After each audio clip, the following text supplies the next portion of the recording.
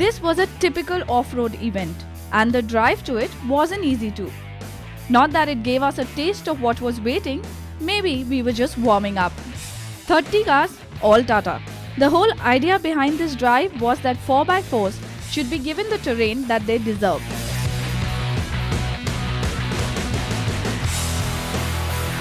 And then we reached the location, and with it came all the village children and an overexcited bunch of them. When going up this one, I thought it's just a patch with some rocks. We were comfortable in the car. Suspension was doing a good job. When I saw this, that was gonna be tricky. Like I said before, I'm not an off-road person, and the first hurdle itself was making me nervous. Imagine, one down, and with a stamp of successfully completing the first task, I was a little bit confident. But I said it too soon. Because what waited for me was this.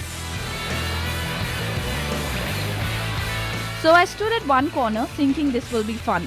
The trick during such runs in water is to avoid turning too much and keeping your car in a particular range of RPM.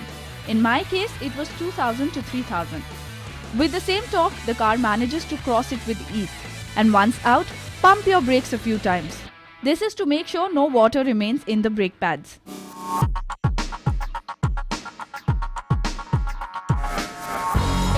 After this, another stamp.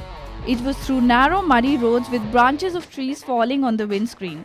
I was beginning to feel a little confident out of the patch, but what awaited me was, well, nervous again.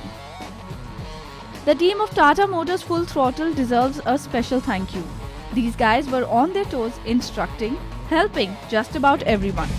Alright, so that's been quite an off-road experience. I woke up really early in the morning and I was cribbing, so now I'm all wide awake. But they say we're done with most of them. The last one is left, and Tata saving the last one. It is going to be the best one. It is going to be the toughest one. So I thought we were already done with the tough, but there's still more to go. I don't know what lies ahead. Come with me and we'll find out. The cars lined up with no clue of the next hurdle. And this one was almost a 90-degree downhill from a steep uphill. Can you imagine? I couldn't be more nervous, but I managed that just fine. And when I bloated with pride, came my blooper of the day. Stuck in sand, with a lot of onlookers, a tractor, and a very efficient Tata Motors person behind the wheels, and I was out. And it was time to go. That was a good day. That was a fun day. Now that's what I call a fun day. And the worst part is, it should have rained like an hour back. Now it is raining, now when we're done with the day. But yes, it was amazing. I'm not an off-road person now. I think I'm liking the off-roads a little. I think my favorite hurdle was when you had to take that rocky patch and then you had to go down that steep inclination. I couldn't see the ground. So it was pure fluke. And thanks to Tata guy whose hand I saw somewhere in the air saying come. That's about it. So yes, good day. Now let's go find out if the others had as much fun as I did and which one was their favorite hurdle.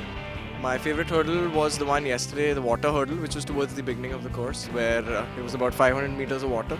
So that was the favorite one, yeah. And I really fell in love with the car because I think it's not meant for city roads. You'll only curse the vehicle. But when you drive it on such terrain, you actually fall in love with the bike. In the trail, every hurdle had its own charm. May it be the water, may it be the slide down, may it be the uphill. So everything had its own charm.